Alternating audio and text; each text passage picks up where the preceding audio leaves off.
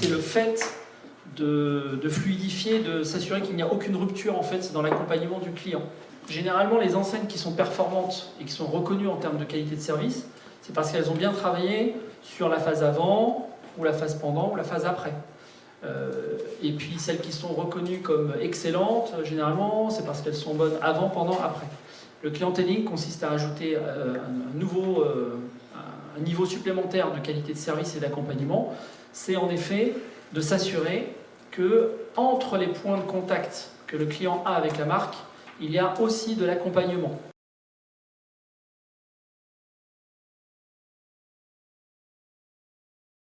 En gros, vous avez votre logiciel, vous préparez les plans, et lorsque vous arrivez dans le magasin, vous avez accès directement à tout ce que vous avez pu matérialiser avant de venir.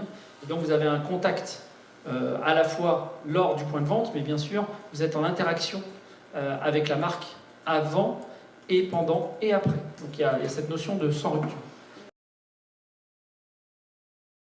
Si on prend le troisième exemple avec Leroy Merlin, l'idée c'est de se dire que lorsque un client vient en magasin, bon, il est quand même, cette enseigne est reconnue pour la qualité de service, ils essayent de faire en sorte que le client ne soit jamais insatisfait, que l'on ait gardé le ticket ou pas, etc., etc. En revanche, Leroy Merlin essaye encore de se réinventer en essayant de créer en fait des points de contact là où normalement on n'est pas censé en avoir. Donc là c'est un service de messagerie instantanée avec le vendeur qui nous a accompagnés lors de l'acte d'achat.